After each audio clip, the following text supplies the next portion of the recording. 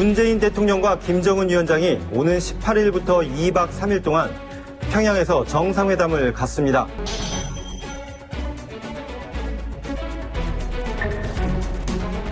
김정은 위임맞이 환영단이라는 단체를 조직해서 젊은 대학생들이 이제 일종의 김정은 팬덤 현상을 말한 겁니다.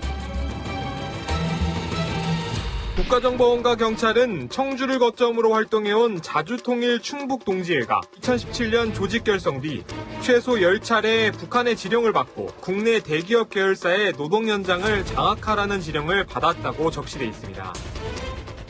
심지어는 이게 뭐 다른 것도 아니고 국회 뭐 있다, 국회를 정복하려 한다 이런 뉴스들 이게 도대체 진짜야?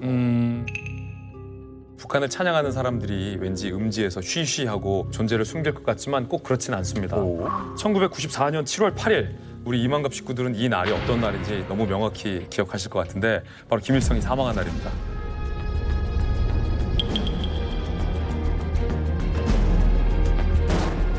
그리고 그로부터 정확히 6일 뒤에 전남대학교에서 김일성 분향소가 차려진 겁니다. 그때 이 사건으로 조간신문이 떠들썩했어요. 초를 피우고 향을 피우고 전남대학 학생들이 본격적으로 수면 아래로 있었던 종북 논란의 전신이 바로 이 사건으로 불거져 나온 거죠.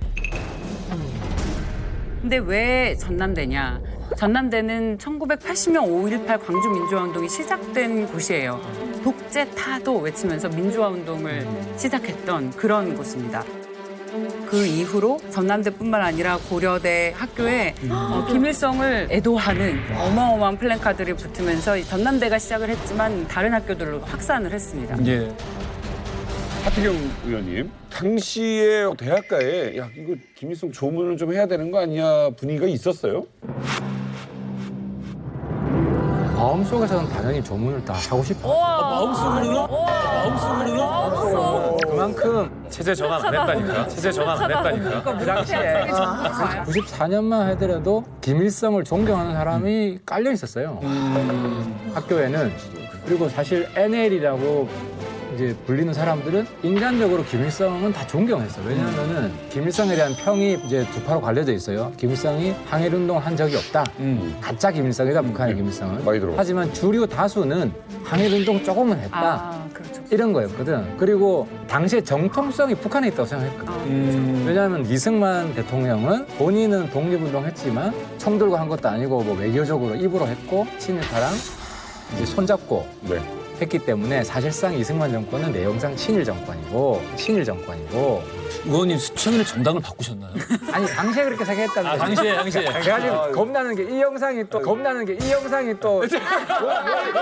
까서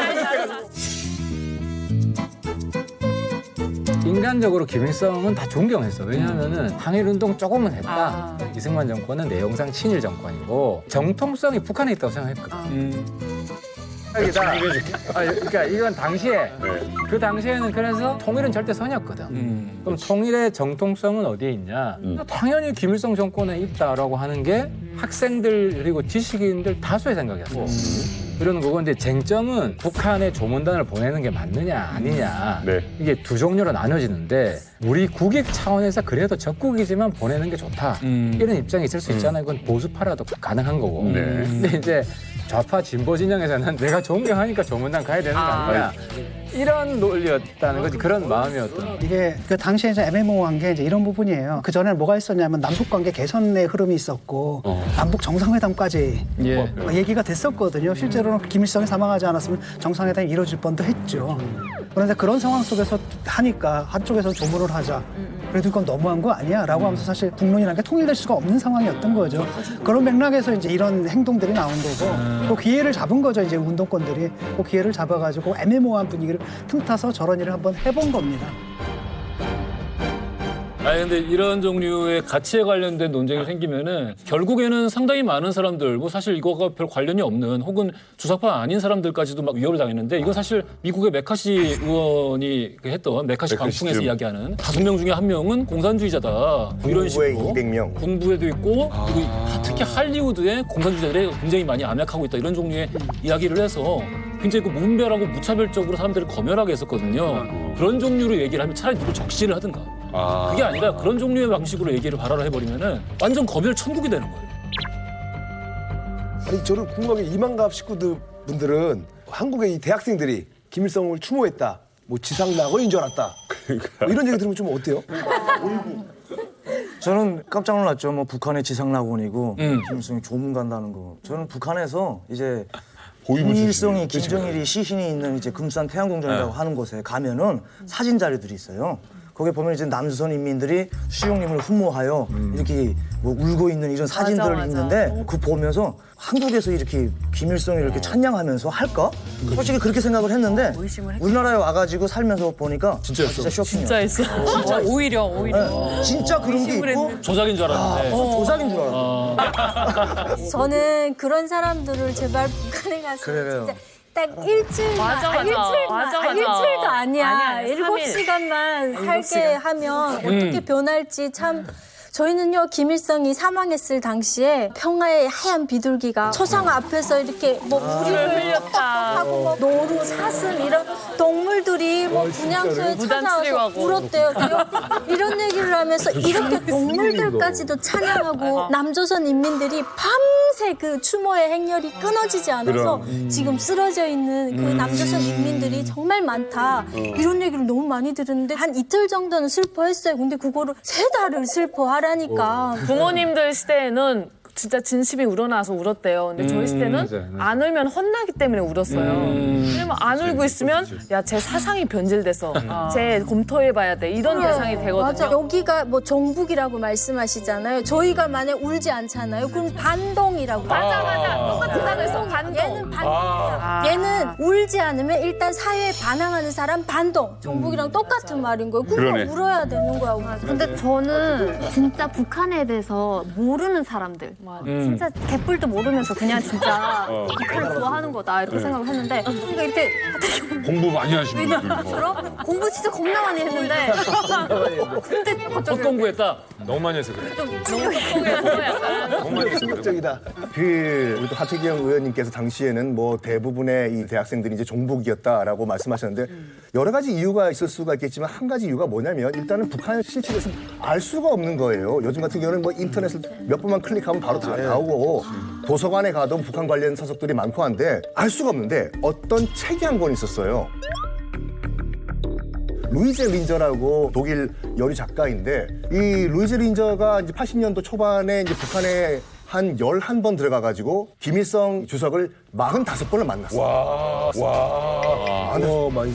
그래가지고 이제 북한 기행문을 썼는데 한마디로 북한은 지상 낙원이다. 이거예요. 북한 사람이 쓴 게 아니라 독일 여류 소설가가 썼어요. 그러니까 북한의 실정을 잘 모르는 상황에서 우리나라 사람이 쓴 것이 아니라 우리가 나름대로 존경했던 소설가, 철학자가 그런 말 하니까 믿을 수밖에 없었던 일이죠. 그 책에 오랜 시간 정부에 의해서 강조되었던 이 반공주의 교육에 대한 강한 반감 그리고 고도의 경제 개발을 하면서 발생된 구조적인 모순점 이에 대한 저항의식 그래서 거기서 사실은 종북의 논란이 시작이 된 건데 그 책을 제가 직접 가져왔어요. 운동권의 바이블이었던 또 하나의 조국이라는 제목인데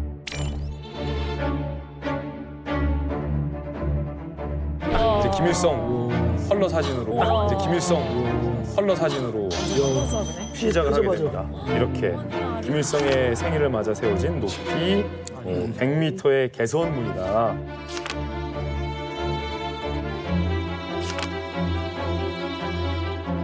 자, 우리 북한에서 살다 오신 이만가 가족들이 과연 이 책의 내용 중에 제가 일부를 읽어드릴 텐데 이게 맞는지 루이제 린저가 제대로 본 건지 한번 판단해 주세요. 제목 울타리 없는 교화소. 이윽고 우리 눈앞에 초원의 한복판에 세워진 3층 건물이 나타났다. 교화소였다. 그것은 마치 뉴스 호스텔처럼 보였다. 벽도 없었고 감시탑도 없었고 철조망은 물론 창문에는 창살도 없었다. 교화소장과 대화. 사람들은 어떤 죄목으로 여기에 수감되죠? 살인으로 수감되는 경우도 있습니까? 자, 그러자 살인이라고 그랬었습니까? 그런 일은 결코 생기지 않습니다. 그러면 사형도 없습니까? 어떻게 그런 생각을 할 수 있습니까? 사형도 없다는 거죠. 살인도 없고. 근데 여기에 벽, 뭐 감시탑, 철조망 이런 게 없다고 했잖아요. 근데 슬픈데? 이거는 이 사람이 봤을 때 거지. 진짜 없었을 것 같아. 왜냐하면 제가 그 강철한 씨의 책이 있어요. 그게 수용소 관련된 책인데.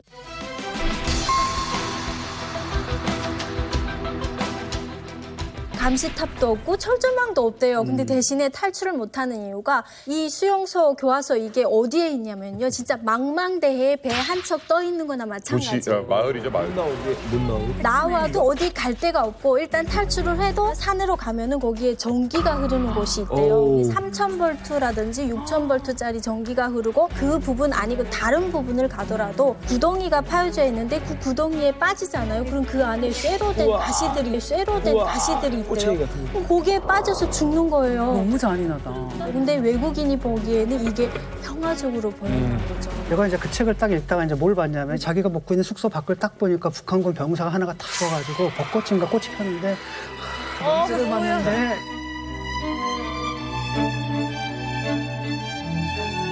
저는 딱 떠오르는 게 아 이것도 누구 시켜가지고 연출했구나. 우리는 그걸 딱 알잖아. 근데 나중에 이제 이분이 또 한국도 방문을 해요. 근데 문제는 뭐냐면 김포공항에 딱 내려가서 한다는 얘기가 뭐냐면 아니 내가 왔는데 왜 남한 대통령이 왜 마중을 안 나왔냐고. 그러니까 북한에 가가지고 식사 대접을 하다 보니까 거기 취해가지고 그랬던 거고 자기는 이제 그런 대접을 먹고 남한을 딱 왔는데 왜 남한 대통령 안 오냐 막 이런 분이냐. 이런 그 지식인들 특히 그 와중에 프랑스 지식인들 이 사람들이 굉장히 그 북한을 찬양하고 이런 종류의 발언들 많이 했거든요. 근데 이 사람들이 멍청해서 이거에 막 그 몰두해가지고 믿었던 게 아니라 왜? 싸우고 싶은 대상이 일단 있어요. 흔들리지 않는 주적이 있다고. 당시에 프랑스 좌파 지식인들은 드골과 싸워야 됐고요. 우리나라 좌파 지식인들은 군사정권과 싸우고 있었어요. 네. 얘들이랑 싸우기 위해서 외부의 구세주를 찾다 보니까 이런 거에 걸리는 거예요. 또 한국의 대학생들, 교수들, 좌파 지식인들, 우리가 종북이라고 얘기할 수 있는 발언들도 하고 행동들도 하고 이 당시에는 공적과 싸우기 위한 일종의 전략일 수도 있었다. 이런 부분에 대한 그 역사적인 맥락이나 배경은 우리가 주지하고 넘어갈 필요가 있다. 아니 이제 놀라운 사실이 또 하나 있습니다. 바로 2011년 김정일이 사망했을 때도 한국에서 추모를 한 사람들이 있다고. 자, 2011년에 김일성의 아들 김정일이 죽었을 때에도 17년 전과 똑같은 일이 벌어집니다. 분향소가 한 대학가에 설치가 됐는데 그 대학이 어디냐면 다름 아닌 서울대학교. 서울대 농대 출신의 학생이 학생회관에 분향소를 만들었어요. 학생회관에요?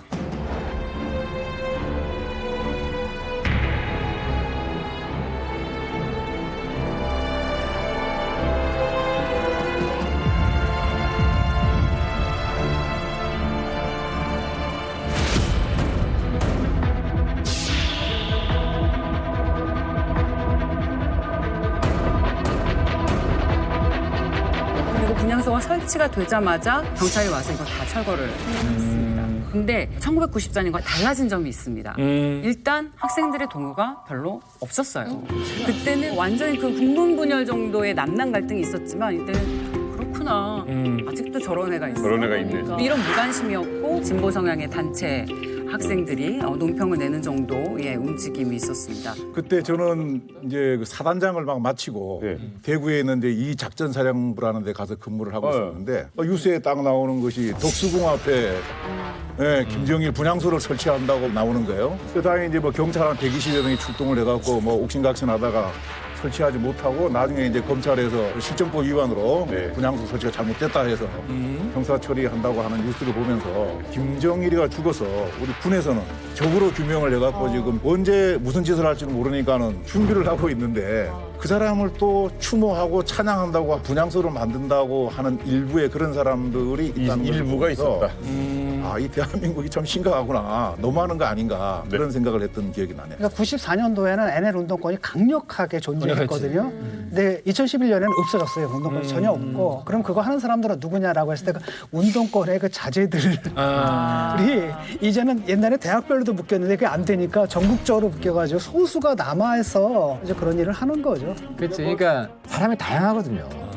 광신도가 있기 때문에 그럼 그 사람들이 또 학생들 이렇게 지도하고 이런 게 남아 있어요. 후배. 그 사람들이 남아. 자, 김정일 사망 당시에 우리나라 이명박 정부 북한 조문을 축소했었는데 조문을 가고 싶었던 한 남자가 중국을 통해서 미립국을 시도하게 됩니다. 자, 이 범민련이라는 단체는 아시다시피 1990년도에 문익환 목사님이 이제 남북한 그리고 해외 이 3자가 모여가지고 통일의 방안을 한번 꾸려보자, 만들어보자라는 좋은 취지로 시작이 됐는데 문익환 목사께서 사망한 이후에 완전 초강 NL 좌파 단체가 됩니다. 이런 가운데서 남측 이제 부위원장인 그 노수희 씨가 있었는데 김정일 사망 100일 추모 행사가 평양에서 열렸어요. 여기에만큼은 꼭 참가하겠다라는 마음을 먹고 정부의 허가도 없이 이제 베이징 북한 대사관을 통해서 몰래 방북을 하게 됩니다. 조국통일 범민영화의 의지와 기선을 유도없이 밝히며 민주주의 기억하는 통일 인사로 여생을 다하겠습니다.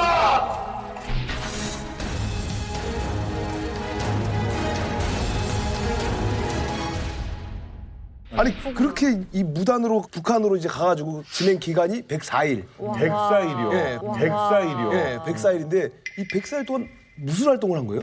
들어보면 완전 세뇌받은 북한 사람 같아요. 평양에 있는 김일성 생가 망경대에 가서 이명박 정부가 저문을 못하게 한 점에 대해서 제가 대신 사과드리겠습니다. 라는 발언을 하고요. 또 평양에 있는 개성문에 가서는 김일성 장군의 노래를 부릅니다. 그리고 또 금수산 태영궁전에 가서 김일성, 김정일 저문을 하는 거예요. 심지어 그 동창리 미사일 발사장에 참관을 해요. 참관을 해서 또 그 노수 씨가 감격에 겨우 하기도 했고요. 그리고 또 미국 언론, VOA 미국의 언론에서 인터뷰를 했는데 한국에서 어떻게 돌아갈 거냐 이런 질문을 하니까 나는 이제 당당히 판문점을 통해서 걸어서 가겠다. 그리고 그 보수 수구 세력들이 그 저를 지금 재판을 한다고 하는데 제가 재판을 할 겁니다. 앞으로 지켜보십시오. 이렇게까지 얘기를 하더라고요. 진짜 가고 싶었나 보네요. 근데 이제 제가 만약에 그때 정부이고 혹시 대통령이었다면 가고 싶은 사람 다 가라고 했을 것 같아요. 왜냐하면 주변 사람들을 보면 북한에 이렇게 저렇게 방문했던 사람들은 친북 성향이 줄어들어요. 맞아. 그리고 반북이 강화돼요. 왜냐하면 아무리 포장하고 좋은 것만 보여주려고 그래도 100%가 안 되거든요. 오히려 보지 말라고 가지 말라고 이렇게 금지하면은 판타지가 생기죠. 그렇죠, 맞아요. 그래서 북한에 가면 그늘이 보이고 어둠이 보이고 이렇게 한다고. 물론 그럼에도 불구하고 여전히 종북인 사람이 있긴 해. 그렇죠. 근데 이제 종합적으로 보면 북한에 가도록 내버려 두는 게 오히려 방공 교육에 도움이 된다. 왜냐면 북한에 갔던 사람들은 너무 맞는 말이야. 공개적으로 갔던 사람들은 다 지금 기록이 있잖아요. 맞아요. 북한에 갔기 때문에 자기 마음대로 또 못해. 간첩질도 못해. 입이 공개된 사람이기 때문에. 저는 잠깐 반대로 생각할 수 있는 게 원래 본인이 이걸 연구를 해갖고 누굴 만나갖고 본인이 전향을 하면 문제가 없는데 어영부영 가면은 보고 싶은 데를 보는 게 아니라 보여주는 데만 보고 오기 때문에 그것을 하나의 이제 훈장처럼 또 여겨갖고 또 그럴 그럴 수도 있다. 아이고 뭐 그런 사람들. 이런 차이가 우리 지금 올드 보수랑 새 보수의 북한에 대한 시각 차이, 접근법의 차이예요. 자, 어쨌든 간에 3개월간의 무단 방북 일정을 마치고 돌아오는 노수희 씨를 배웅하는 북한 주민들이 있습니다. 그 장면 보시죠.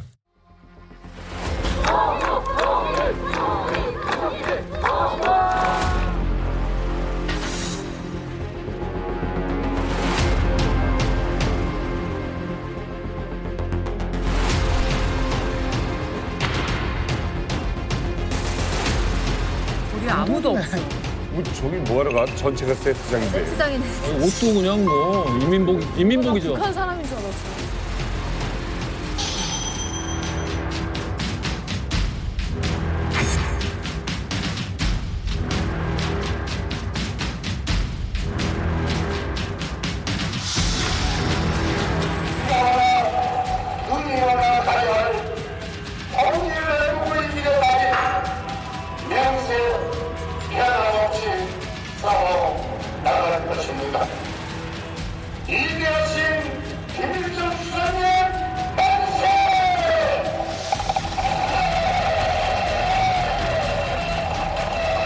아이고 많이 갔구나.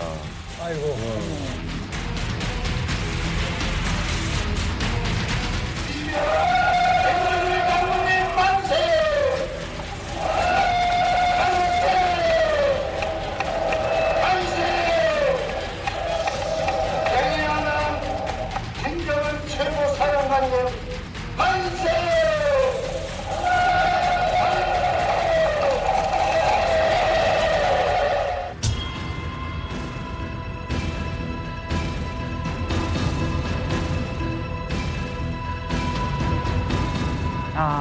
대박. 근데 북한에서 이런 거 진짜 많이 봤네. 그러니까 지금 저게 판문점에 주민들이 살겠습니까? 네, 동원된 네, 거죠. 당연히 저 와서 이렇게 하는데.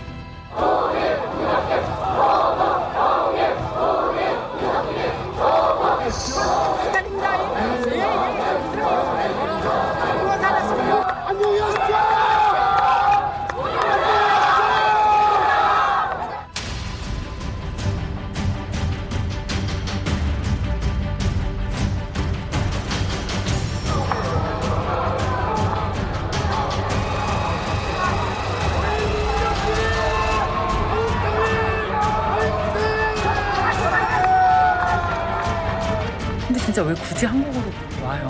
그게 저렇게 좋은데? 저런 사람들의 특징이잖아요. 돌아와서 내가 처벌받고 순교자가 돼야 돼. 그걸로 완성이 되는 거지.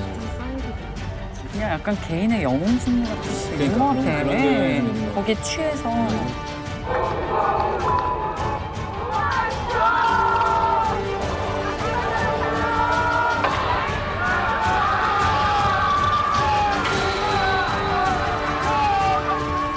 모든 순간 잡히는 거지. 저런 장면을 연출하는 맞아요. 저걸 원하는 건데 거지. 의도적으로. 그러니까 나 저거 어렸을 때 많이 봤다니까요.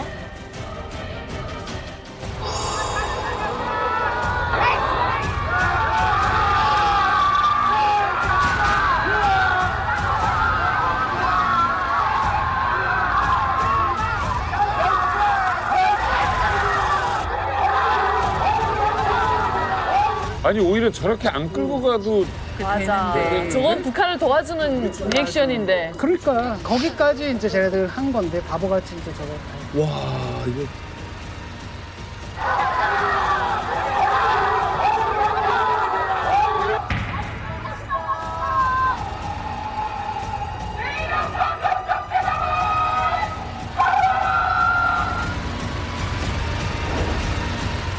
와, 4년? 4년을 살았다. 4년의 형이 어떤 것 같아요 지금 느낌? 너무 짧게 짧다. 저는 짧아 보여요. 북한이라면 이 정도면 그냥 사형 아니면은 진짜 정치범 수용소 다 가고 하는데 가족들까지도 다 가는데. 용장의 이슬로 사라졌죠. 4년 어떤 것 같아요 기간으로? 생각보다? 감옥 교육을 한 거죠. 이거 모르겠는데 그냥 괜찮은 것 같은데. 잘 쳤네. 저는 4년이라 형량이 저는 과해 보입니다. 저는 그 뭐 북한이면 사형이라고 말씀하시는데 한국은 북한이 아니니까요. 저런 걸로 처벌하지 않거든요. 저는 이거 북한에서 뭐 직접 TV로 봤는데 제가 대학 때거든요. 대학생들도 그렇고 북한 주민들 도 그렇고 한국에 대한 이미지가 상당히 안 좋아졌습니다. 이걸 보면서 우리가 학교에서 배웠던 글이 다 모두 현실로 일어나고 있구나. 이거 강압적이고 진짜 민주가 보장이 안 되는 국가로구나 라고 보이는 거예요. 그러니까 이 북한 주민들 상태에서도 이 그림은 그렇게 썩 좋은 그림이 아니에요. 저는 이게 북한에 오히려 빌미를 제공했다라고 저는 생각을 해요. 우리가 그 노슬씨 건너오면은 혼자 건물 안까지 들여보낸 다음에 그 안에서 뭐 수갑을 채우든 뭐 잡아가도 해야 되는데 북한이라는 체제는 사실은 어떻게든 사소한 빌미라도 하나 찾기 위해서 애쓰는 집단이거든요. 그런데 우리가 좀 현명하게 대응하지 못했다. 자기 신념이기 때문에 표현의 자유가 있는 거고 저걸로 처벌하면 안 돼요. 어떤 행동이 있으면 처벌을 해야지. 저 사람이 가서 구체적으로 우리 체제를 위협하는 행동을 한 건 아니거든요. 법 위반은 사실이잖아요. 아니, 그러니까 그 실정법 위반이라는 게 예컨대 국가보안법인데 그건 유엔에서도 폐지를 권고하고 있잖아요. 그 사실 우리 헌법에 보장된 우리 권리를 갖다가 지금 제한하는 법이거든요. 저는 악법이라 보기 때문에 그 악법 때문에 실정법 위반이지. 저런 건 제가 볼 때 가장 좋은 방법은 뭐냐면 그냥 무신경이에요. 오시면은 법규 위반하셨습니다. 죄송하지만 딱 그 벌금이에요. 딱 주고 언제까지 납부하세요 하고 딱 빠지면은 저 사람들이 막 보고 아무 일 없는 거야? 북한하고 너무 다르네. 맞아요. 이렇게 돼야지 이게 제대로 된 수라는 거지. 저게 북한에게 어떤 모습으로 비춰질지를 연구하시는 것 같은데 전 좀 생각이 달라요. 그러니까 그냥 개인 노수위가 아니라 저때 당시에도 크게 논란이 됐었던 건 보세요. 범민련의 노수위예요. 그리고 그게 민혁당으로 이어져요. 범민련이. 그리고 그게 통진당으로 이어져요. 그러니까 대한민국의 국경을 자기 멋대로 생각하는 이 반국가 단체의 자기 멋대로의 행동에 대해서 과연 대한민국이 거기에 제재를 가할 수 있느냐, 경종을 울리는 사건이라는 의미도 분명히 있다라고 말씀드리겠고, 예컨대 노수위를 풀어주면 우리 대한민국이 더 여유 있다라는 최재 가시가 되나요? 그런 거 아니거든요. 이미 그때가 이명박 정부예요. 군사 독재 정부가 아니라는 거죠. 그렇기 때문에 한 사람이 뚫리면 계속 뚫립니다. 그리고 반국가 단체의 역사를 우리가 기억할 필요가 있다. 그래서 그냥 이거를 경시, 가볍게 여기서는 안 된다. 저는 좀 이런 말씀 드리고 싶어요. 저는 그게 굉장히 위험한 사고방식이라고 생각을 하거든요. 그 사람 한 개인이고, 근데 이 사람이 어디 소속이다, 어디 소속이다 해서 그 단체의 죄까지 한꺼번에 다 뒤집어쓰고, 이런 사고방식이 굉장히 위험하다고 보고, 그리고 국가의 문제가 아니라 한 사람의 인권의 문제거든요. 예컨대 김수영 시인이 그랬습니다. 진정한 민주주의 국가가 되려면 그냥 김일성 만세라고 부를 수 있는 자유도 있어야 된다. 그래야 진정한 민주주의 국가고, 바로 그 점에서 우리가 북한하고 다르다라는 거예요. 그 점을 세우는 게 맞다고 보거든요. 그래서 사실 범민연인의 이런 것도 90년대 초에나 힘이 있었지만 2011년쯤 되면은 아무 힘도 없는 것들이거든요. 그래서 명백하고 현존하는 위험이 없는 이상 함부로 처벌해서는 안 된다라는 거죠. 국가보안법 같은 거. 근데 나는 이제 좀 다른 시각에서 두 분하고 생각이 다른데 북한의 무단 방북 혹은 미립북하는 사람에게 처벌을 너무 가볍게 하면 이제 어떤 문제가 있냐면 이제 노수인은 북한한테 대접을 잘 받은 거고 북한 체제 내부의 선전, 홍보 도구로 수단으로 쓰이니까. 근데 많은 사람들이 간다고 생각을 해보세요. 북한 입장에서는 다 쓸데가 있는 게 아니잖아. 그럼 북한의 감옥에 보낸다거나 굉장한 인권 침해 유린을 당해요, 그 사람. 그래서 대한민국 인권 보호를 위해서라도 가는 것에 대해서 경종을 울릴 필요가 있어요. 왜냐하면 국가가 무책임한 거거든. 예를 들어서 약간 농담처럼 하면서 북한에 가고 싶은 사람 다 보내주자. 그런 얘기 많이들 하잖아요. 보내주자고 하지. 근데 정작 그 사람이 인권 침해 당하고 했으면은 그거는 사지로 사람을 보내는 거잖아요. 그런 면에서 좀 국민 보호 책임이 있거든, 국가는. 근데 우리가 그 조심해서 생각해야 될 게 아까 의원님 말씀하셨던 거하고 같은 맥락인데 예를 들어서 거기 갔는데 원비어처럼 이 집안에서 도대체 국가라는 게 뭐 했느냐 그런 거 통제도 원망으로 국가의 책무 중에 하나거든요. 그러다 보니까 적절한 선에서 뭔가 기준을 만들어서 통제를 할 수밖에 없지 않겠는가. 자, 이제 그러면 이제 김정은 이 김정은 시대에서 와서는 좀 어떨지 2018년 서울 거리에 걸렸던 현수막 사진이 있습니다. 함께 보시죠.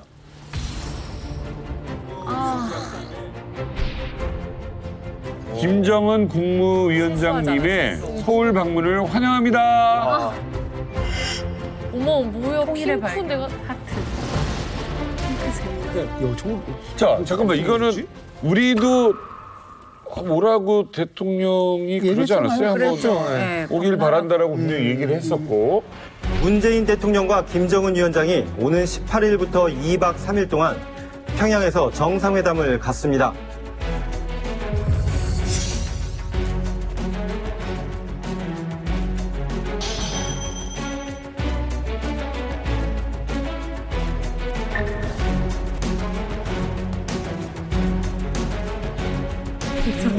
와, 이 뽀샵 잘했다. 굉장히 미화했다. 무슨 영화 포스터처럼 해놨어요. 우리 종민 씨는 어떻게 생각하십니까? 진짜 개인의 의견. 저는 개인적으로 아무 신경을 안 쓰는데 지나가도 그냥 뭐 독특하다 뭐 이 정도 생각으로 그냥 지나갈 것 같은데요. 근데 저는 이런 포스터 봤을 때 되게 우리나라가 참 재밌게 산다 그런 생각이 들었어요. 왜요? 이렇게 자유롭게 자기의 그 의사를 표현할 수 있는 이런 게 다 있잖아요. 그거에 대해서 막 감옥 가거나 막 때려 죽이거나 이러지는 않잖아요, 북한처럼. 나는 걱정이 그거였어요. 저게 분명히 광화문에 저렇게 쓰면 그 앞에 또 어떤 분들이 가서 때려보시고 싸울까봐. 그게 문제지. 경찰력이 동원이 돼서 그게 더 걱정돼. 해야 되고. 그러니까 그런 모습이 자꾸 연출이 되면은 문제가 되는 게 엄청나게 큰 현안처럼 보이게 되거든. 착시죠. 요거는 굉장히 흥미로운 현상이에요. 그러니까 김정은 팬덤이 형성이 돼요. 그래서 우리나라 지금 대학생들이 김정은 위임맞이 환영단이라는 단체를 조직해서 젊은 대학생들이 이제 일종의 김정은 팬덤 현상을 말한 겁니다. 그래서 김정은 위원장은 위대한 민족의 지도자고 우리 민족의 영웅이다. 급기야 이순신 장군의 빗대면서 김정은을 칭송하면서 광화문 한복판의 현수막 등을 아니 나 그냥 좀 웃기려고 하는 건줄 장난 아니었어? 나 장난으로 알고 있는데. 나는 이거 약간 퍼포먼스라고 생각했는데. 진짜 이 사람들은 진지해요. 이 사람들은 진지해요. 지금 보니까 대충 뭐 대진년인가 하는 그룹인데 되게 이제 소수 그룹이 있어요. 그러니까 그 옛날 NL 운동했던 사람들의 자제 주니어들. 내 후배들. 예, 주니어들이. 내 후배들. 예, 주니어들이. 그런 애들이 몇 명이 모여가지고 하는 거고 여기서 뭘 보면 알 수 있냐면 예컨대 김정일 국무위원장의 방문을 환영합니다는 우리도 할 수 있는 얘기잖아요. 근데 그 사람들은 그런 사람이 있는 거예요, 그냥. 근데 여길 가지고 예를 들어서 박근혜 대통령 탄핵 기간 동안에 보수 그 어르신들이 뭘 듣고 나왔냐면 군부여 일어나라 쿠데타 선동하는 걸 들고 나왔거든요. 우리 그거 보고 처벌 안 했어요. 이 사람들 갖다 가만 놔두게 되면 여기 영향받아가지고 군부가 또 생각을 잘못해가지고 또 다시 쿠데타를 내고 그래서 감옥에 있는 대통령을 끄집어가지고 다시 올리고 이거는 우리가 볼 때 이거 너무나 막 나간 상상력이잖아요. 일단은 우리는 분단국가라는 특수성을 잊지 말아야 한다고 생각을 해요. 저 현수막에 걸렸을 때 그 당시 서울시 난리가 났었어요. 민원이 그래. 폭발적이었는데 애들 보기 민망하니까 얼른 내려놔. 지금 어린 친구들은 만약에 그런 포스터를 그냥 봤을 때 김정은은 하트를 그려도 되는 사람인가 보다. 기억나세요? 2018년에 김정은 이모티콘이 나왔었어요. BTS 팬심 하듯이 팬이에요 라고 말해도 되는 사람인가 보다. 그래서 우리한테 더 중요한 거는 이 종북이라는 표현의 자유, 어떤 사상의 자유를 이용해서 사회적인 혼란을 일으키거나 혹세무민시키거나 김정은은 BTS처럼 좋아해도 된다라는 톤의 네. 어떤 그런 인식을 심어주는 것, 그거 자체가 문제가 있는 게 아닌가. 저는 이런 거예요. 현수막을 걸든 이모티콘을 만들어서 뭘 하든 뭐 저는 다 상관없어요. 허용해야 된다고 생각해요. 근데 우리가 최대한 이런 기존의 담론을 희화화해야 된다는 거예요. 그래야 자연적으로 도태가 될 거예요. 우리가 법이나 제도에 의해서 자꾸 규정해서 하면 안 된다라고 하면은 그에 대한 역작용이 생겨서 왜 안 되는지를 오히려 다시 반대로 연구하게 된다는 말이죠. 그렇게 되면 또다시 환상이 생기기 때문에 우리가 북한이라는 그 사회를 그대로 열어놓고 이런 것들 너희들 마음대로 해도 된다. 우리 자유민주주의가 그런 나라다. 그렇게 되면은 요즘 청년들, 요즘 어린아이들 굉장히 똑똑하거든요. 그리고 국민들도 굉장히 현명하다고 저는 생각을 해요. 저도 의외로 현수막은 그냥 마음껏 다뤄도 된다 주의예요. 거짓말하지 마. 거짓말하고 진짜? 있네. 마음껏 다뤄도 된다 주의. 거짓말하지 마. 거짓말하고 진짜? 있네. 거짓말하지 마. 잡고 싶잖아. 분기에 밀렸어. 야, 물 타네? 와, 물 타냐? 듣고 있다가 듣고 있다 들었어. 그때 우리 서울시와 우리 정부의 선택도 뭐였냐면 제 생각과 같았어요. 현수막 걸게 했어요. 문제 안 뒀어요. 요 대진연은 자생적 종북이에요. 그러니까 북한으로부터 직접적인 지령을 받거나 오더를 받는 단체가 아니라고요. 남북 정상회담 분위기에 고무돼서 야, 김정은이 오면 진짜 민족적인 통일할 수 있을 것 같다 라고 생각하는 대학생들 소수 집단의 일탈이라고요. 다만 이들을 언제 단속해야 되느냐, 이건 얘기가 달라져요. 1년 뒤 김정은 환영을 외쳤던 단체 중에 중요 단체가 미국 대사관의 담장을 넘습니다. 공격을 해요. 주한 미국 대사관저 담장에 갑자기 사다리가 세워집니다. 대학생들이 기습적으로 담을 넘기 시작하고 당황한 경찰이 제지하려고 하지만 속수무책입니다.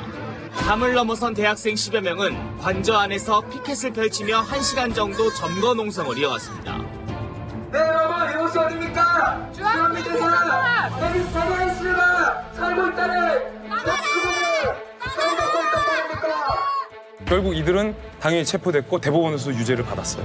자, 이렇게 구체적으로 우리의 기존 사회의 어떤 규율을 흔들려는 시도를 할 때는 국가 권력이 당연히 단속에 들어가야 되고 공권력을 행사해야 된다. 근데 그때 북한에서 뭐라고 했냐면 유죄 확정은 남조선 사회의 탄압이다. 현수막 붙였더니 잡았다. 북한이 또 아전인수 해석을 했지만 뭐 북한의 해석을 믿는 사람이 어디 있습니까? 지금 이제 우리가 논하고 있는 그 한 주먹밖에 안 될지 모르지만은 이 세력이 우리 사회에 혼란을 주느냐 안 주느냐 하는 것은 사회 전체의 큰 덩어리는 안 줄지 모르지만은 저는 이제 예비역 군인으로서 생각하면은 만약에 이제 미 대사관을 관저에 끼어들고 했던 그런 어떤 생각을 갖고 있는 젊은이가 군에 들어왔을 때 그 한 사람 두 사람이 전체 조직화를 하지는 못하겠지만 근데 우선 이제 작전을 한다 그랬을 경우에는 이게 잘못될 수도 있는 것이고 그다음에 이제 최근에도 우리 그 뭐 어느 대위가 그 군 비밀을 지금 이렇게 북한으로 넘겼다는 거 아닙니까? 네.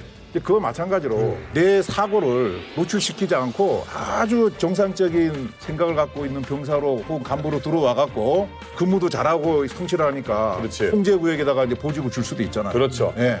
그런 것이 이제 큰 영향을 미칠 수 있기 때문에 군은 조금 달리 이제 봐야 되고. 저는 뭐 제가 군대 복무하고 있었을 때 정말 확신에 가득 찬 사회주의자였는데요. 흑역사인데 방공병대에 나가서 상 받았어요. 상 받았어요. 아, 진짜요? 그래서 좀 전에 예컨대 간첩 사건 같은 경우는 좀 전에 그런 사건 같은 경우는 사상적 기반이 아니라 아마 경제적인 이유일 겁니다. 아마 돈을 받고 빼주거나 이런 경우가 많고. 그러니까 우리가 사상을 처벌하면 안 돼. 행동을 처벌하면 되는 것이고. 근데요, 저희는 입장이 다른 것 같아요. 저희는 북한에서 왔잖아요. 근데 이런 현수막 같은 걸 보면은 김정은을 환영한다고? 그럼 김정은이 한국에 와서 뭘 할까? 탈북자 문제를 어떻게 요구하면 혹시 정부에서 뭔가 협상을 하기 위해서 들어주면 우리는 어떻게 될까? 라는 생각 때문에 이 위압감이 엄청 많이 생기는 거예요. 그래서 아까 의원님께서 말씀하셨던 것처럼 하나의 시가 진짜 온 산을 다 태우는 것처럼 공포심이 있는데 저런 걸 보면 더 심해지는 거죠.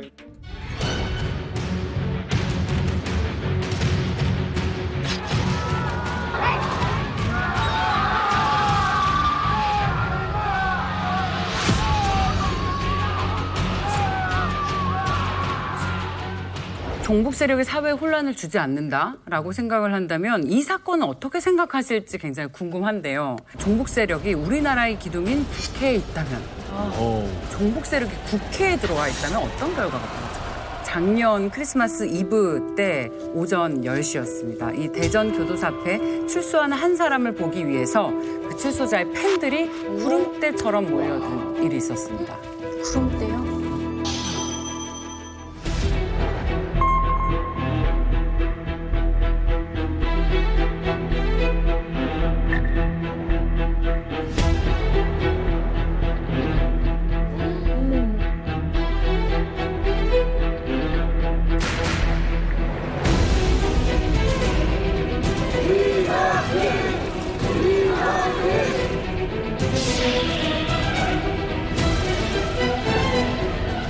저 문 하나 오는데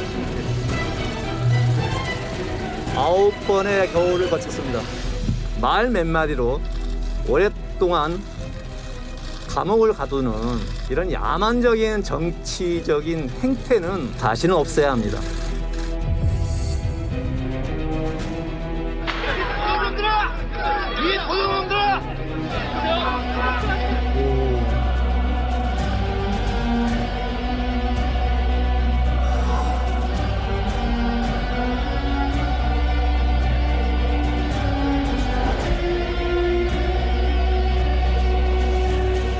(2021년 12월 24일) 오전 10시 이 대전 교도소에서 가석방된 이석기 전 의원인데요. 8년 3개월 만에 풀려난 그의 혐의는 내란 선동 그리고 국가보안법 위반 혐의였습니다. 사실 이 사건 제가 주무 취재 기자였습니다.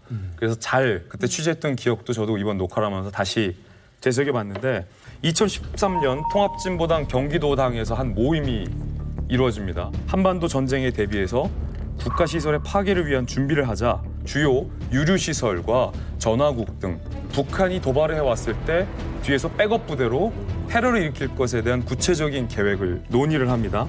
그리고 이들이 세웠던 게 RO라고 다들 기억하실 거예요. 레볼루셔너리 오거니제이션이라고 혁명 조직인데 북한의 주체 사상과 김정은 사상을 신념화해요. 그리고 강령 규약을 암기하도록 하고 조직원 간의 위장 명칭을 사용하도록 하고 그만큼 대한민국 민주주의 체제를 직접적으로 흔들려 했던 전후에도 없었고 이전에도 없었던 중대 사건이다. 이렇게 봅니다. 당시 구체적으로 이제 뭘 얘기를 했냐? R로 방금 말씀하셨지 않습니까? 첫 번째, 저 평택에 가면 한국가스공사 가스 저장 시설과 생산 기지가 있어요. 그게 전 세계에서 가장 커요. 그거 터뜨리자.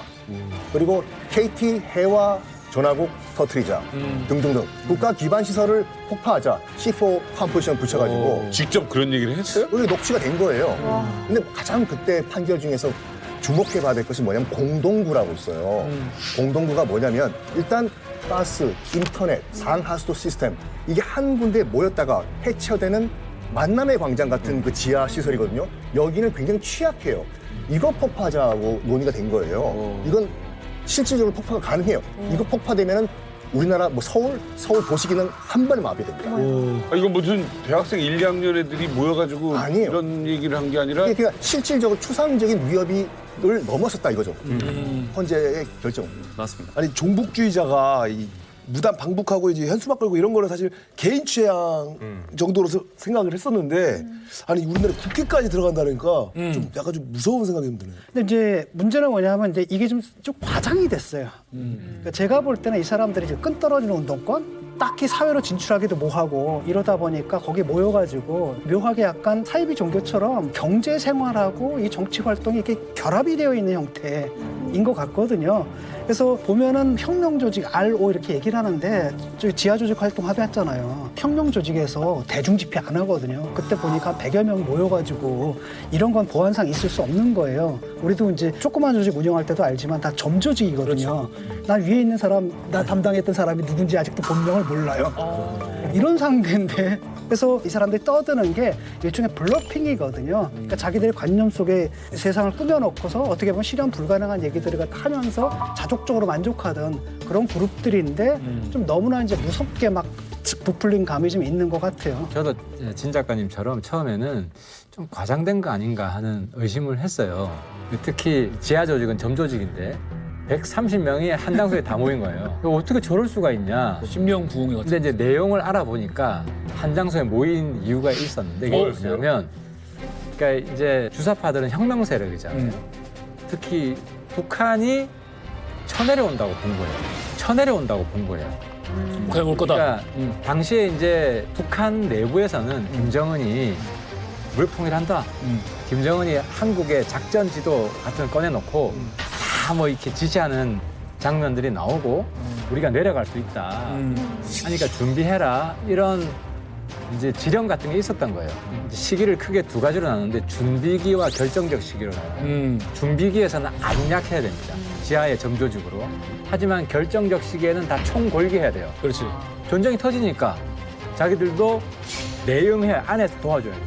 그래서 뭐 폭파하고 테러하고 근데 이제 북한 전문가들 당시 국정원 분석으로는 벼랑 끝 전술이지 실제로 공격하려는 게 아닌데 이석기는 이걸 과잉 해석한 거예요. 옛날 이제 김일성 표현으로는 좌익 맹동주의를 한 거지. 헌법재판소가 재판관 8대1의 압도적 비율로 통합진보당의 해산을 결정했습니다. 주문 1. 비청구인 통합진보당을 해산한다. 2. 비청구인 소속 국회의원들은 그 의원직을 상실한다. 한 가지 더 아셔야 될 게 뭐냐면 뭐하러 통진당을 굳이 국가 권력이 해산시키느냐.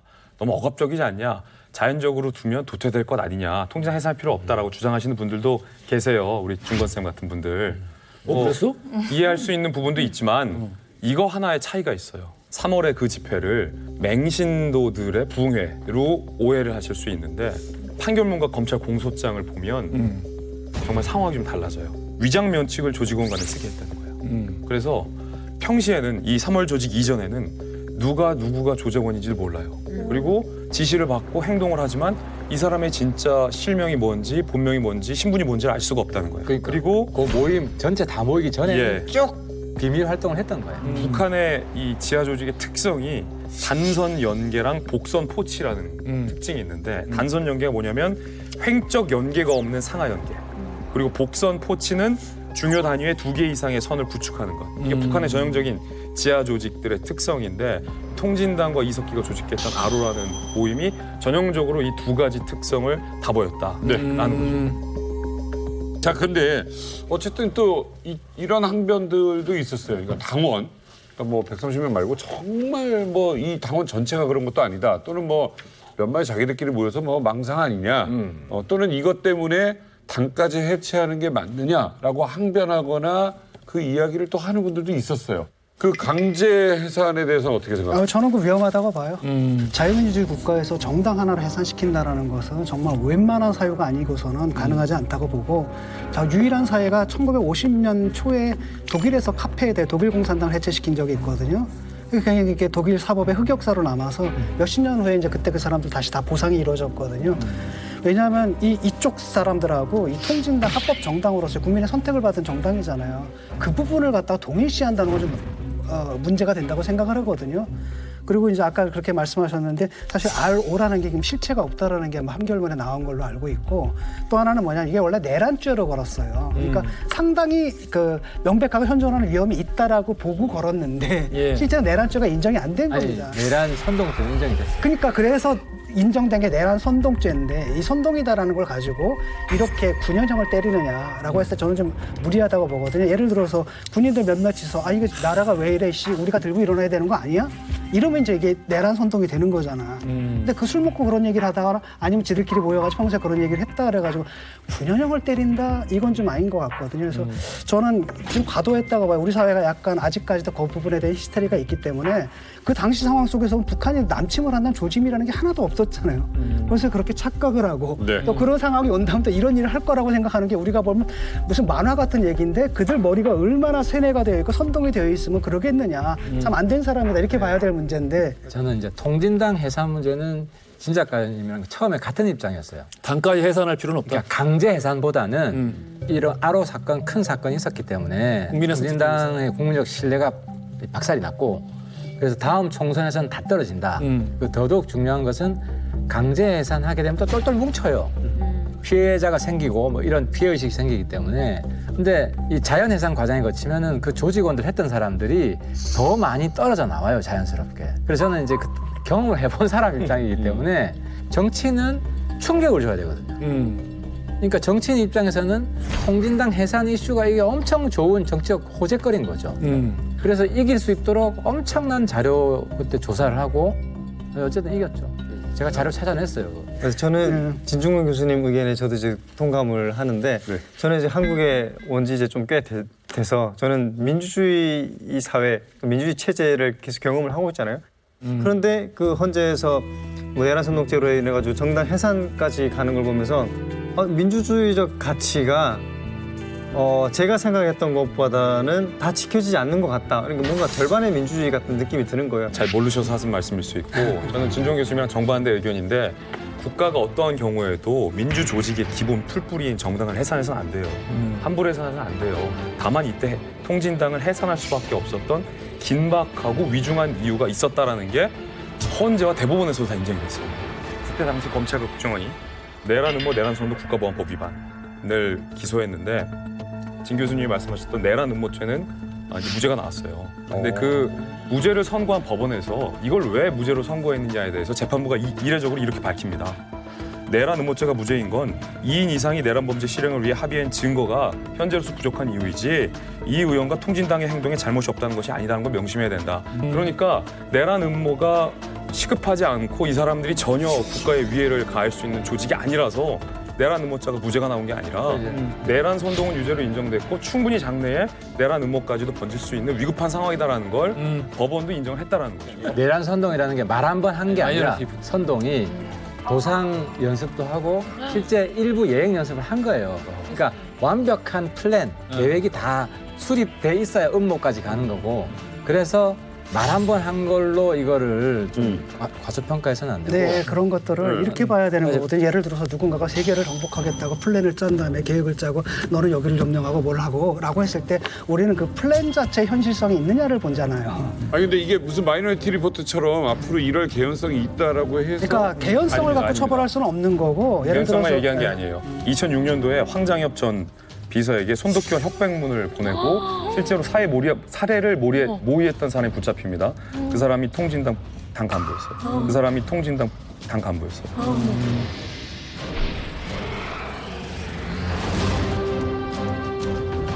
나한테도 식칼 왔어. 이 사건은 법무부가 헌재에 공식적인 증거로 제출한 거고 헌재에서도 공식적으로 채택한 사안이에요. 그리고 헌재가 증거로 채택한 또 다른 문건이 있는데 우리 국정원과 검찰이 그때 확보한 통진당 당시 이석기가 작성했던 문건인데 북한의 선군 사상에 기초한 변혁적 전위 조직이 합법 형태다라고 스스로를 규정합니다. 이게 통진당 간부에서 압수수색한 건데 이 문건대로라면 결국 통진당은 대한민국의 정당이 아니라 북한 조선노동당의 남한 지부다라는 표현을 스스로 한 거거든요. 당시 PD하고 NL의 큰 차이 중에 하나가 NL은 생각한 거를 실제로 과감하게 실행을 많이 해요. 그래서 뭐 테러 기도를 시칼 보내는 거는 예사롭게 했던 것이고 이것도 하면 안 되죠. 또 범죄죠. 그리고 또 북한하고 연계도 실제로 잠수함 타고 가서 김일성 만나고 다 했다니까. 실제로 잠수함 타고 가서 김일성 만나고 다 했다니까. 진짜로? 실제로 그게 강철 김영환 씨. 씨. 한 사람뿐만이 아니에요. 여러 명이 내가 잠수함을 타고 갔다 왔다고요? 그렇죠. 몰래 갔다 왔고 총 받아왔고 그리고 그 공작금 몇만 불, 10만 불 이렇게 다 받아왔고 그러니까 이 사람들이 상상 속에서만 있는 게 아니라 실제로 북한하고 협력하고 제가 볼 때는 이석기 본인도 과대망상 환자이기 때문에 그런 것이 아니라 북한하고 통신이 있었을 개연성이 충분히 있다. 네, 가장 중요한 거는 이제 개인이나 뭐 극소수 단체가 아니고 이게 정당 아닙니까? 근데 이 정당에서 북한에서 어떻게 반응이 일어났는가가 중요한 겁니다. 북한에서 이 통합진보당에 대해서 두둔을 했어요.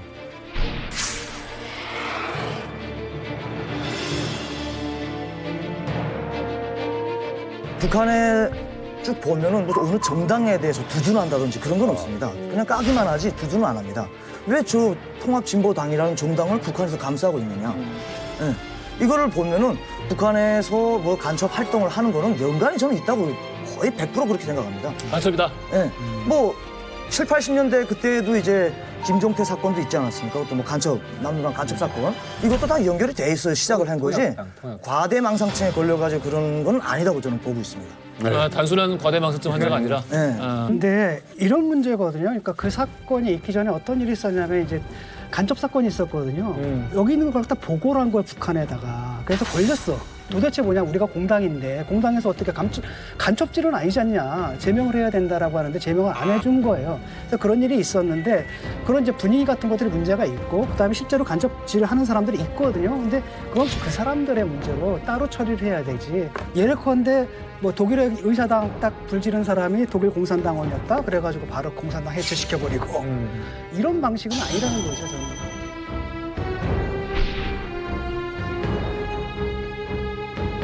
그때 당시 통진당의 이정희 대표는 당 행사 때 태극기도 안 걸고 애국가를 부정했어요. 단 한 번도 애국가를 제창한 모습을 보여준 바 없고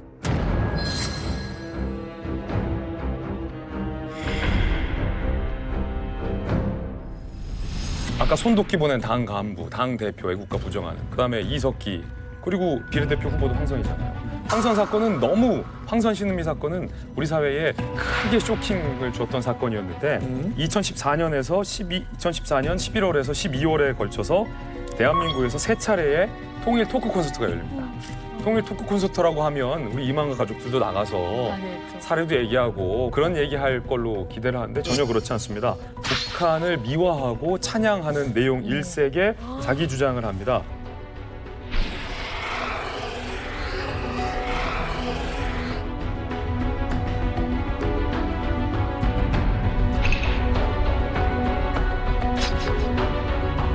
아니 근데 진짜 콘서트를 하는 거 친북 콘서트를 그냥. 예, 그래서 황선 씨도 국가보안법 위반으로 기소됐긴 했는데 유죄로 인정되지는 않았어요. 근데 이런 종북 세력을 북한에서는 충분히 체제 선전으로 활용을 할 수 있다는 게 문제가 되는 거예요. 이 종북 콘서트 논란에 입사했던 황선 씨는 과거에 북한에서 대대적인 선전에 이용이 됐는데 우리 한때 원정 출산 유행했었잖아요. 미국으로 가는 거잖아요. 그렇죠. 미국이나 캐나다나 어떤 선진국으로 가서 아이를 낳아서 해당 나라의 국적을 취득하는 그렇지, 거. 임신하고. 이 황선 씨도 원정 출산을 했습니다. 미국에서? 아닙니다. 그 흔한 미국도 캐나다도 아닌 비행기 타고 40분 거리에 가는 평양에서. 왜? 얻을 수 있는 게 뭐가 있어? 2005년 10월 10일 만삭의 몸을 이끌고 비행기에 몸을 실어 아이를 낳으러 갔는데 그 행선지가 바로 평양이었어요.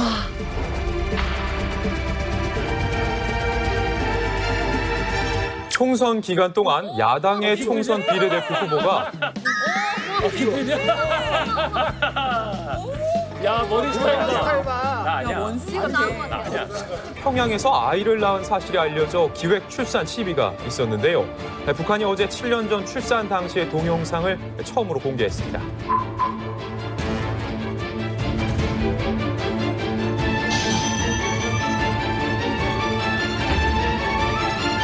산후조리 무료, 아기 한복을 주시고 산모에게 꿀과 보약을 줬답니다. 아리랑 볶는 관람길에서 동일동이를 낳은 남녘의 한 여성.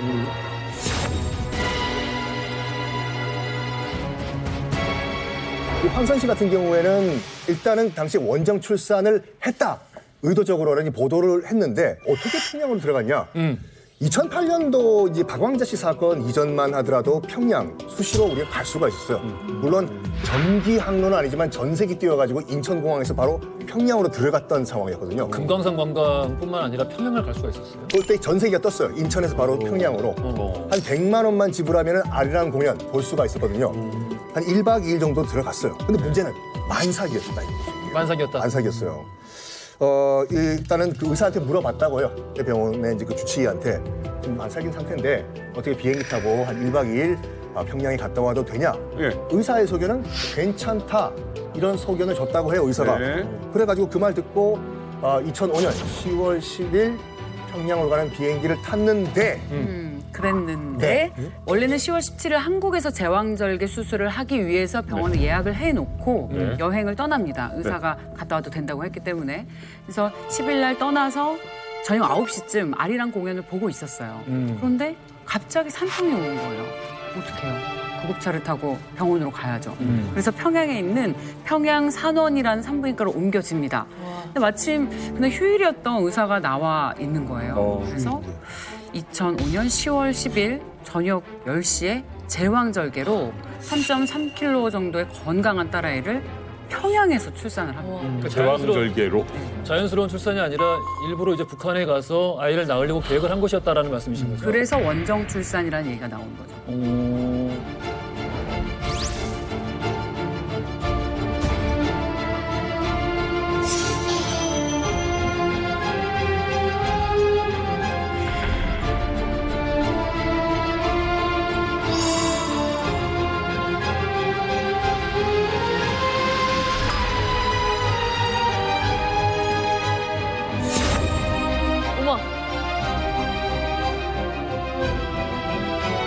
건강을 회복한 그가 딸 윤교래를 안고 비행기로 가려 한다고 했을 때 그러면 갓난아기가 비행기에 의해 들출 수도 있고 비행기 동음에 놀랄 수도 있다고.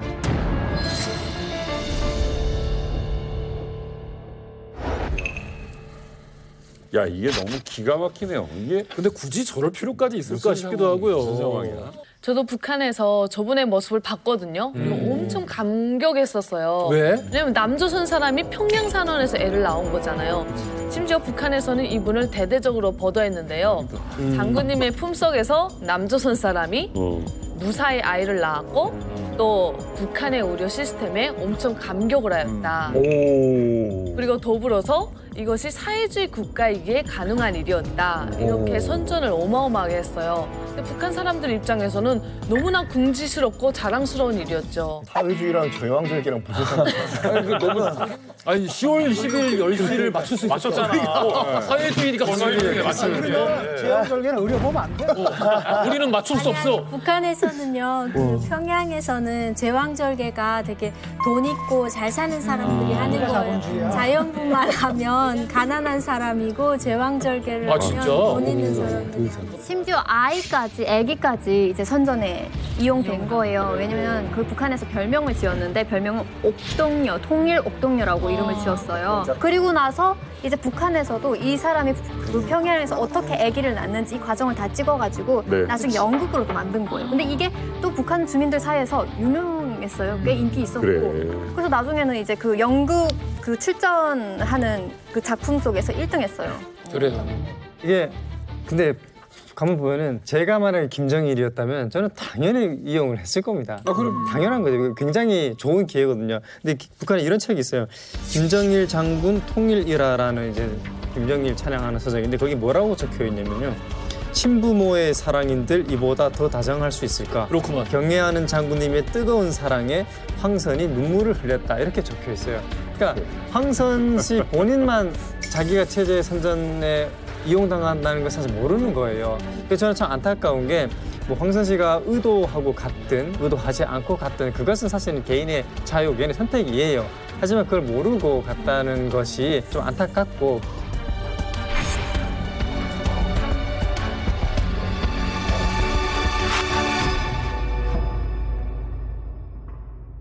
그런데 이 출산 날짜가 좀 묘해요. 왜요? 이게 평양 원정이냐 아니냐를 가릴 수 있는 어떤 몇 가지 근거들이 있는데 우연히 산통이 와서 나올 수도 있잖아. 그러니까 황선 씨는 평양으로 가기 전에 산통이 오면 평양에서 출산했으면 좋겠다라는 얘기를 공부문이 하기도 했고 그때 아이를 출산한 날이 2005년 10월 10일이잖아요. 네. 그날이 조선 노동당 창건 60주년이 되던 날이었습니다. 근데 제왕절개로 아이를 낳았는데 아이를 낳은 시각이 10월 10일 밤 10시. 뭔가 딱 맞췄다라는 거죠. 그런데 이런 논란이 일자 황선 씨는 그때 비행기표가 나왔을 뿐이다. 내가 낳고 싶어서 낳았냐? 라고 의혹을 부인한 바도 있습니다. 뭐 처벌을 받거나 그러진 않았겠는데. 그걸 어떻게 애 낳고 처벌을 받아? 아니 그러니까 왜냐면 갖다 붙이고 뭐 했을 텐데. 아무 처벌 안 받았어요. 처벌 없는 거지. 네, 그리고 우리가 기억이 없어. 판문점으로 안전하게 돌아왔습니다. 그래요. 칸트가 얘기하기를 뭐라고 얘기했냐면 인간을 수단이 아니라 목적으로 간주하라고 그랬는데 일단 출생 자체가 일단 정치적인 어떤 수단이 된 느낌이 좀 있잖아요. 그래서 좀 안타까워요. 우리가 이제 북한에 대해서 알려질 만한 건 이렇게 많이 오픈되고 알려진 상황인데 또 그렇다고 생각을 했는데도 불구하고 여전히 이렇게 좀 무분별하게 추종하는 사람들이 남아있는 이유는 과연 무엇일까? 또 옹호하는 것을 넘어서서 찬양하는 사람들은 왜 있는 것일까라는 의문을 갖게 되는데요. 원인이 뭔지 여러분들 어떻게 생각하시는지. 저는 제가 그 대위 때 그 1차 중대장을 이제 판문점 좌우측에 있는 비무장지대 GP를 담당하는 진짜 옛날 아닌가? 네. 그때 이제 우리 진 교수님이 몇 번 말씀하셨던 것처럼 대학생들이 교련 실습을 오잖아요. 맞아요. 네. 학생 교련 종합실기대회가 열렸습니다. 배우면서 조국을 지키겠다는 호국 학도로서의 참모습을 일반 시민에게 보여주고 국가 안보에 대한 인식을 드높였습니다. 서울 저 서부역에서 저 부산에 있는 학생들이 와갖고 기차를 타고 문산역에 내리면은 5분 대기조가 비상이 걸려요. 예. 그 저기 신랑하고 들고 막 나가갖고 신랑가도 페인트 지우는 거.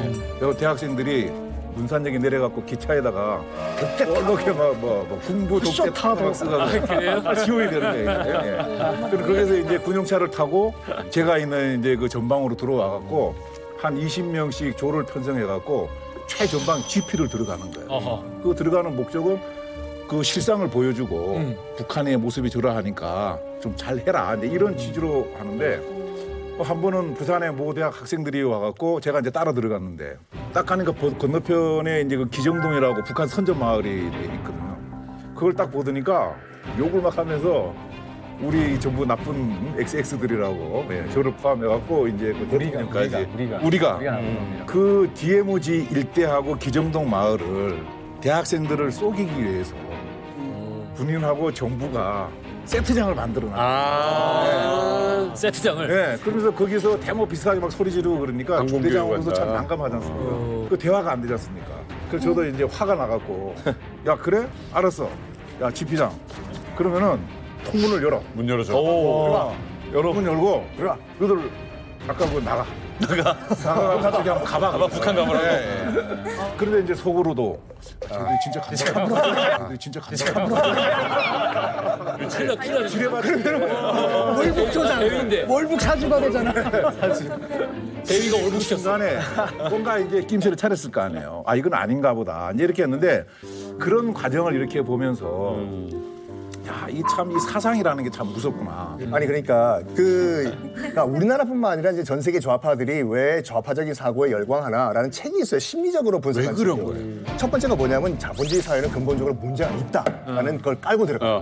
그리고 두 번째는 뭐냐면 이상향, 유토피아가 어딘가에 분명히 있다라고 믿어요. 종교적인. 그리고 이런 문제를 일거에 해소를 시켜줄 위대한 지도자가 분명히 있다. 그러니까 이게 우파좌파를 떠나가지고 이게 늘 문제야. 이게 문제야. 모든 문제를 일거에 해소해줄 방아쇠는 세상에 존재하지 않아요. 없어요. 그런 게 어디 있어? 그러다 보니까 문제가 뭐가 발생하냐면 이 사람 위대한 지도자가 이런 모든 문제를 일거에 해소를 해주기 위해서는 무오류여야 돼요. 그러니까 무솔리니 같은 애가 나오는 거예요. 무오류여야 돼. 히틀러 같은 애가 나오는 근데 그렇게 되면 내로남불이 돼버려요. 그러니까 그 책에서 이제 우리나라 상황을 적용한 게 뭐냐면은 뭐 예를 들어 가지고 유엔 남북 동시 가입 같은 경우에는 예전에 90년대 초 이전만 하더라도 유엔에 남북이 동시에 가입하면 분단이 고착화된다. 절대로 안 된다라고 주장하던 이런 뭐 이른바 진보 세력이 유엔에 갑자기 남북이 동시 가입하니까 아무 소리를 안 해요. 그러니까 자기 스스로 이 무오류에 오류에 빠지게 된다니까. 근데 이제 그런 잔재들이 남아있고 아직까지 남아있는 사람들 머릿속에는 뭐가 자기의 행위를 정당화하냐면 한국은 독립국이 아니라는 거예요. 미군이 있고 여전히 독립되지 못했다. 북한은 이제 못 사는 건 알아. 못 살고 또 인권 탄압도 있고 하지만 저기는 그래도 자주 독립국이다. 그래서 북한의 현재는 어렵지만 미래는 잘 되게 할 수 있다. 그러니까 약간 독립지사적 마인드가 있어요. 그렇지. 그래서 여전히 미군 철수하고 김정은은 독립국의 지도자고 우리나라 대통령은 식민지의 총독 같은 그런 존재인 거예요. 그게 자기를 여전히 정당화시켜주는 거예요. 요 지금 하태경 의원께서 정확하게 짚어주신 게 2000년대 초중반에 종북하는 사람들의 심리입니다. 우리가 아까 90년대는 반군사 독재, 그다음에 2000년대 초반에는 효순이 미선이 사건, 소고기 그때 반미 확 이런 것 지금 이 미국에 우리가 종속이 아니냐. 지금 2020년대를 넘어섰잖아요. 지금은 제 판단에는 이런 자생적인 종북은 많이 줄어들었다. 다만 아까 말했듯이 이 반대급부로 이쪽이 줄어드니까 자생적 종북, 애초에 90년대 옛날 같은 이 북한에서 지령을 받거나 북한에 의해서 포섭받은 뭐 충북 간첩단이나 아니면 군 내에서 간첩에 포섭된 분이라든지 이렇게 북한에 직간접적으로 포섭을 당하는 사람들이 종속적 종북이 좀 늘고 있다. 제 감은. 늘고 있다는 데는 동의하지 봐야 될 것 않고요. 과거보다 훨씬 더 줄어들었고. 그러니까 예를 들어가지고 간첩이 있는 거는 우리도 그쪽에 휴민트가 있듯이 독일 같은 경우에는 이제 빌리 브란트 수상의 비서가 간첩이었거든요. 그런 경우도 있었단 말이죠. 그래서 그런 거를 가지고 자꾸 이렇게 불안감, 공포감 조장을 하게 되면 사회가 굉장히 뭐랄까 경색돼 버리거든요. 그러면서 이념 깡패들이 이제 그 타인들의 인권을 갖다 유린하는 걸 조장하게 된다는 겁니다. 그러니까 솔직히 말하면 지금 뭐냐면 여태까지 젊은 시절부터 자기 삶의 목표를 그렇게 설정한 거야. 자기 정체성을 그렇게 하고 내 삶의 의미가 거기 있어 라고 했던 사람들이 이제 와가지고 바꿀 수가 없잖아. 그래서 자기들끼리 모여서 일종의 신앙촌 현상이에요. 그러니까 자기들끼리 모여가지고 자기들끼리 신념을 갖다 공유해주는 그러면서 사회로부터 고립되고 격리되는 이런 현상 그게 나타나고 있다고 볼 수 있는 거죠. 너튜브 같은 데서 내가 관심 있는 콘텐츠만 계속해서 보면서 확증 편향을 늘러가는 것처럼 똑같은 현상. 그러니까 말이 안 통할 겁니다. 예를 들어가지고 내가 이제 얘기를 해봤거든요.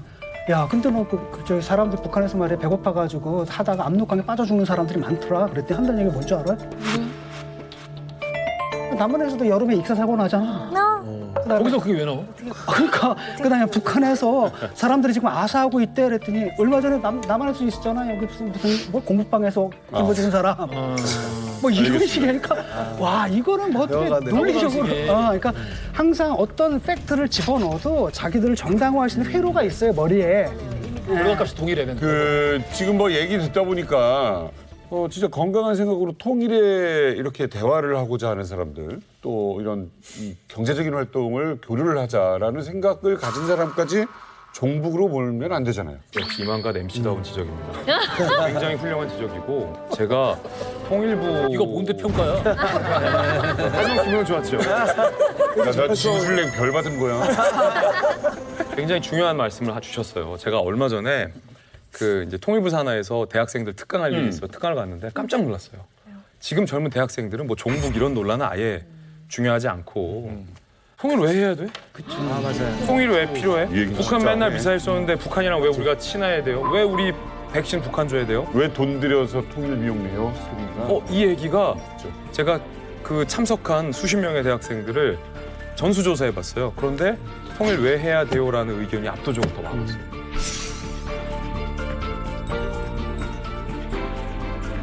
지금 우리에게 필요한 이 통일 담론이 과거처럼 통일은 대박이다라는 묻지마 통일이 돼서도 안 되고 북한은 무조건 우리 민족이야. 북한이 개발하는 핵은 민족의 핵이야. 쟤들 핵 포기할 거야 라는 지나친 낭만주의도 지난 5년간 실패했다는 걸 우리가 이미 알잖아요. 이 두 가지 거기에 이제 종북몰이도 지나치면 통일에 대한 건전한 담론까지 막을 수 있다라는 좀 생각을 해봤습니다.